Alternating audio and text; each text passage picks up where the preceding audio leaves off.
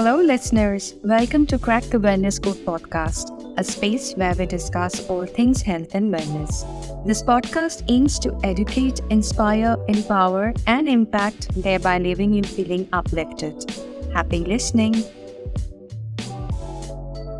How can you help someone who has cognitive impairment and doesn't have any motivation?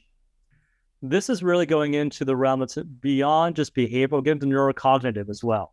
So we should really be aware that when we talk about the brain, we have to be aware we can talk about it through the lens of mental, emotional, behavioral, as well as neurocognitive.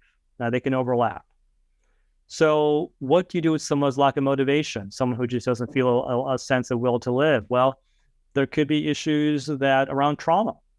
I don't know this. It's not easy for me to answer the question without knowing the specifics behind it. But there could be various reasons that can manifest as lack of motivation, which have primary sources. The motivation, what I'm trying to get, can be a secondary expression of a deeper primal issue that may be undiagnosed.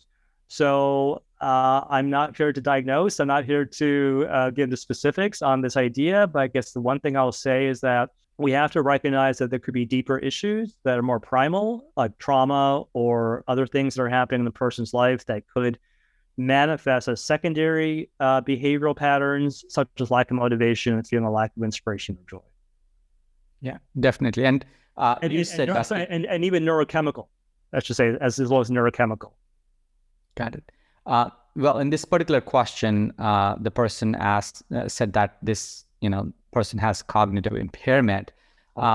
Minus that impairment, definitely having better ambitions, better goals, and like you said, working towards something bigger than yourself could create motivation as well. Yeah. It's purely behavioral. So. Yeah, and I think the short answer to the question is volunteer work. Do something. Yeah. If the person has been able to do volunteer work, just do charity volunteer work. They're finding the brain science research, all the research is coming out. When people who do acts of kindness, who are the agents of altruism, they actually have long-term health benefits that last for quite a while. So The short answer is volunteer work if that's something that person can do.